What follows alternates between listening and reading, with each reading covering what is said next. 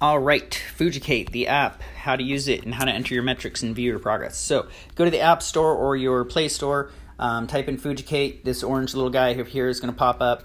You're going to download that, open it. It'll go to whatever screen you left off on. For me, it's showing just a summary page.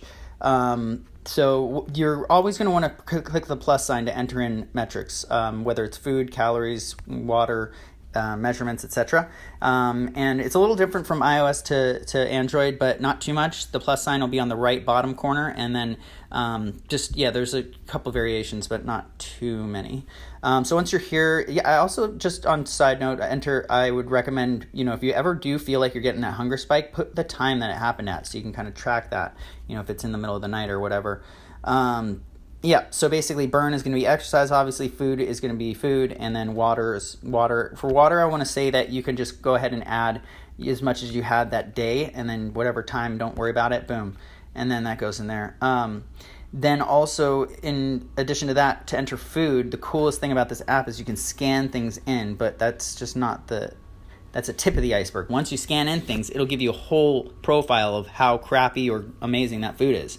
So, like for example, I have this bottle of core over here, which I don't think it'll work on if I'm in here, but let's try it. So bottle of core. So I'm going to go ahead and try to scan this in there. Let's see what happens. Okay, boom. It comes right up. B. So it's organic and it's coconut, but why is it a B? So you can click on that and find out all sorts of crazy cool information about it. Like stevia, naturally, is it really good? Well, yeah, it is, but not when it's processed, because it usually is. And then, but it's still better than sucralose and all those other bad things. And then it gives you all this information. So just so much stuff. You can just raid your cupboard and see, it's kind of fun. See all the stuff that you're putting in your body and rate it, how it's rated and why. So yeah, that's basically it. In a nutshell, that's the whole thing that we'll be utilizing in this platform. Oops, cancel. And let me go back and just see if I missed anything. So we can communicate a little bit here. I'm subscribed to a program on their thing. But let me go back to the tracker. So here's the tracker again. Oh, yes, of course. So basically, to view your progress, you're going to go over to the graphs, little symbol. And here's where you can see how your progress is and where your starting point was, on however long you've been on here. So say it's been only a week, it's only going to show a week. It's not going to give you that month option.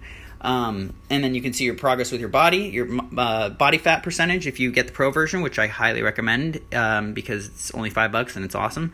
But if you don't, then I would recommend putting your body fat as your weight and tracking that instead of your weight. So that would be the cheaper way to do it if you had to, but definitely body fat, having that as an add-on, is going to be advantageous.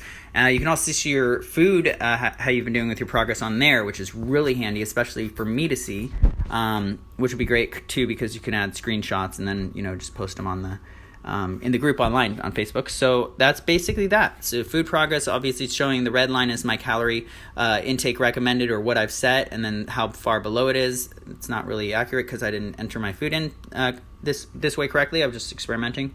But that's basically it. If you have any issues or wanted to get more in depth on how to do it with Android, which is basically the same thing, and if you have troubles though, regardless, just hit me up and I'll help you out. All right, thanks so much. Have a great day. Bye.